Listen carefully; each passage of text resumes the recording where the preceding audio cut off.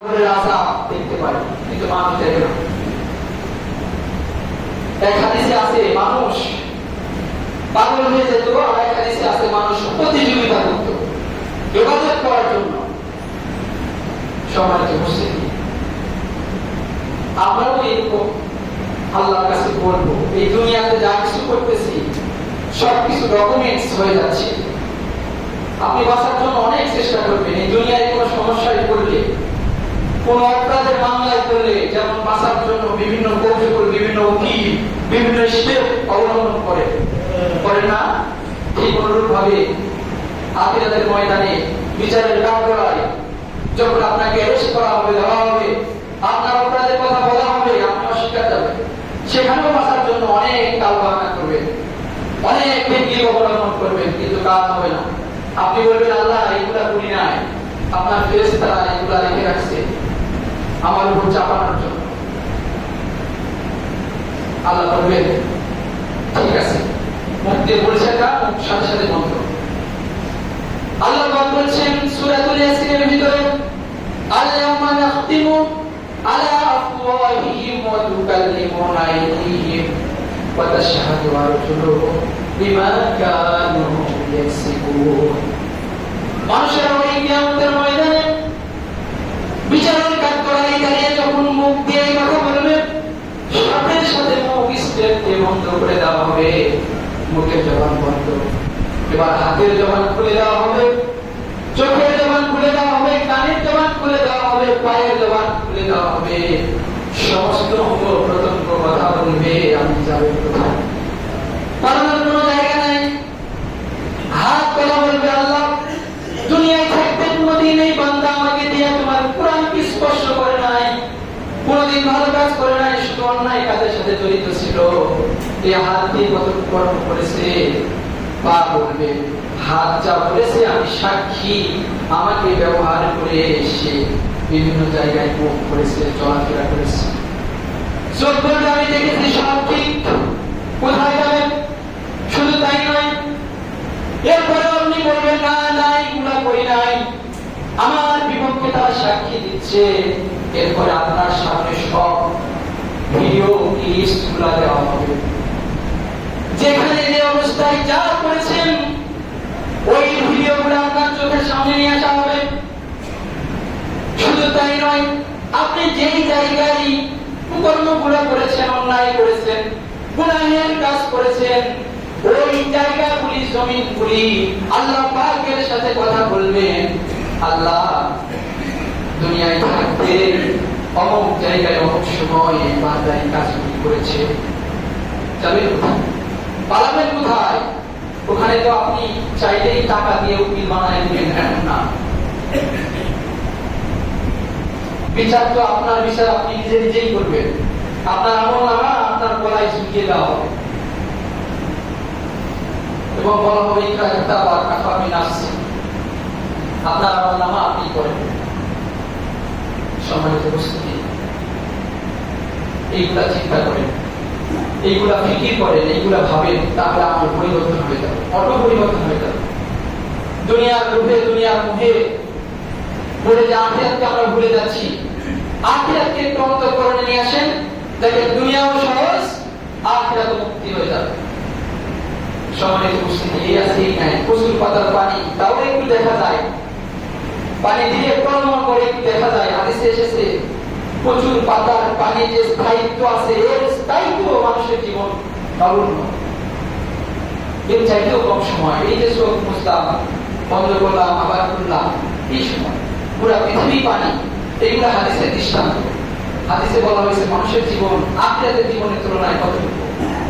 হাদিসে বলা হয়েছে পুরা পৃথিবী পানি, ওই পানিতে 7 ভাগ ডুবা আর উঠা, কতটুকু পানি পরীক্ষা করে দেখে 7 ভাগ ডুবাই আর উঠায় 1 থেকে 2 ফোঁটা পানি। এই 1 থেকে 2 ফোঁটা পানি আপনার দুনিয়ার জীবন, আর পুরা পৃথিবী ভরা পানি, এটা হচ্ছে আখিরাতের জীবন, যে জীবনের কোনো শেষ নাই। আর এই জীবনে তো শেষ আছে, কোনো গ্যারান্টি আছে? আপনি যে মসজিদ থেকে বের হয়ে বাড়িতে যাইতে পারবেন বুকে হাত দিয়ে, কোনো বাপের বেলায় কোনো পুরুষ বলতে পারবেন যে আমি বাড়িতে যেতেই পারবো? সাহস নাই। কেন? তো বাহার নেই। এই সাহস যদি না থাকে, একটা মিটিং করেছেন আর একটা করার চিন্তা ভাবনা, 1 বিঘা জমি কিনছেন আর 1 বিঘা কেমনি করা যাবে?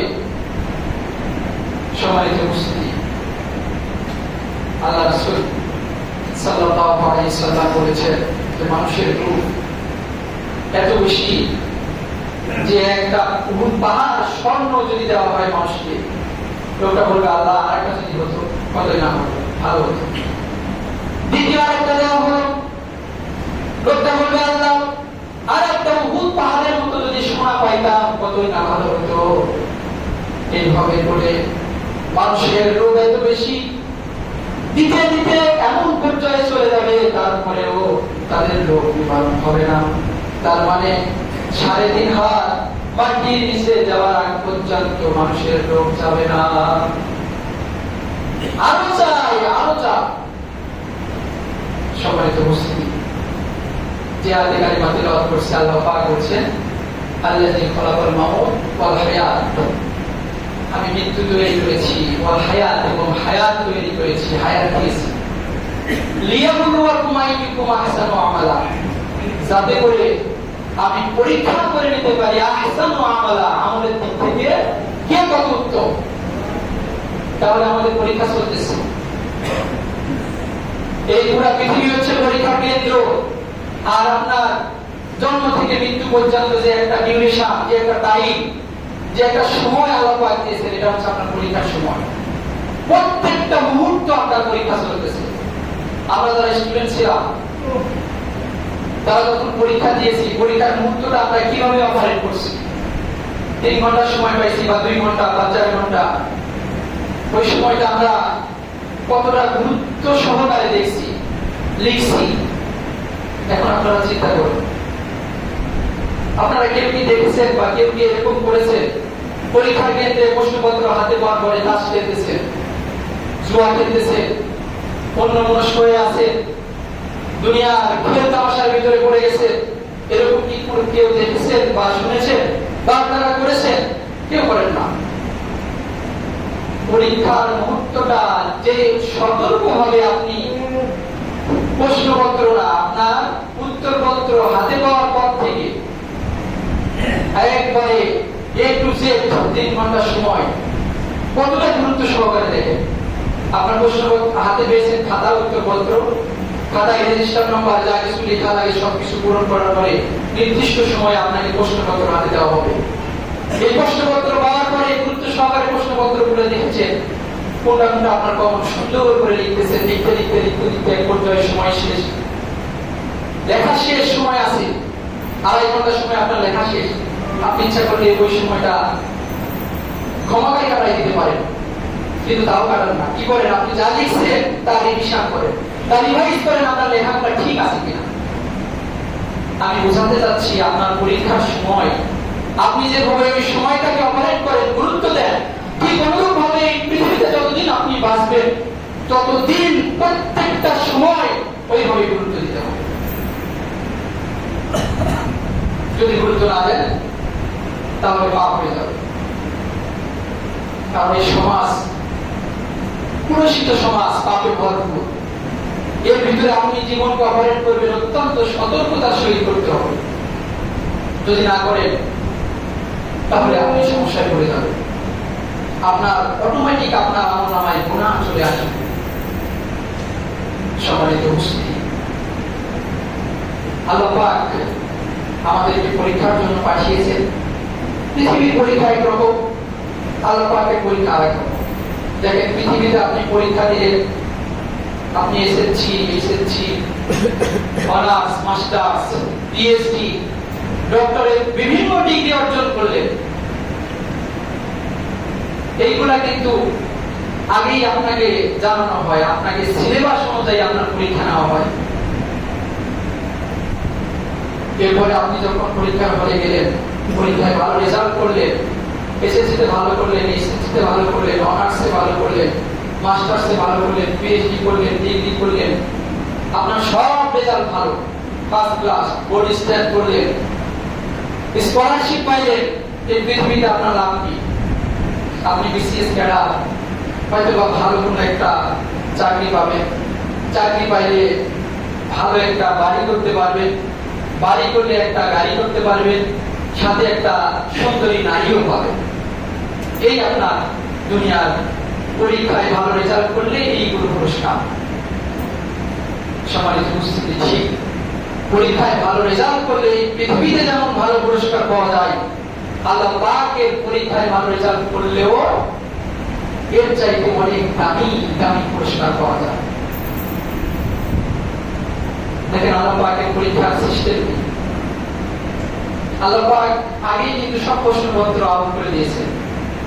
এই দুনিয়ার পরীক্ষায় কিন্তু প্রশ্নপত্র আগে আউট করা হয় না, আগে পায় না কোন ছাত্র। পরীক্ষা নির্দিষ্ট সময়ের ভিতরেই পায়, কিন্তু আল্লাহ পাকের পরীক্ষার সিস্টেমটা আলাদা। আপনার জীবন কিভাবে পরিচালনা হবে, আপনি কোন কাজ করলে আপনার কি হবে, সব কিছু মা ফরাতনা ফিল কিতাবি মিন শাই, মানুষের জীবনে যা কিছু প্রয়োজন সব কিছু দিক নির্দেশনা দিয়ে, সব কিছু প্রশ্ন এবং অ্যানসার দিয়ে আল্লাহ পাক কুরআনুল কারীম নামক একটা কিতাব দিয়েছেন। সেই কিতাবের ভিতরে মানুষের জীবন পরিচালনার সব গাইডলাইন আছে। আপনার জীবনকে কিভাবে পরিচালনা করবেন সব গাইডলাইন আপনার ওই কিতাবের ভিতরে আছে। এত আজিম কিতাব, এত বিশাল কিতাব। পৃথিবীর কোন ধর্মগ্রন্থ তেলাওয়াত করলে, পাঠ করলে, দেখলে, তাকে স্পর্শ করলে সওয়াব হবে এমন কথা কোথাও নাই। কিন্তু আপনার আমাদের যে ধর্মগ্রন্থ, তাকে স্পর্শ করলেও সওয়াব। সুবহানাল্লাহ। এর মর্যাদা কত, এর মর্যাদা কত! দেখেন একটা কাপড় যেটা আমি ব্যবহার করতেছি, এই কাপড়ের কোনো মর্যাদা নেই এখন আমার কাছে বা আপনার কাছে, কিন্তু এটা এখনই কোরআনের হিসাব করা হোক, ইলাফ করা হোক,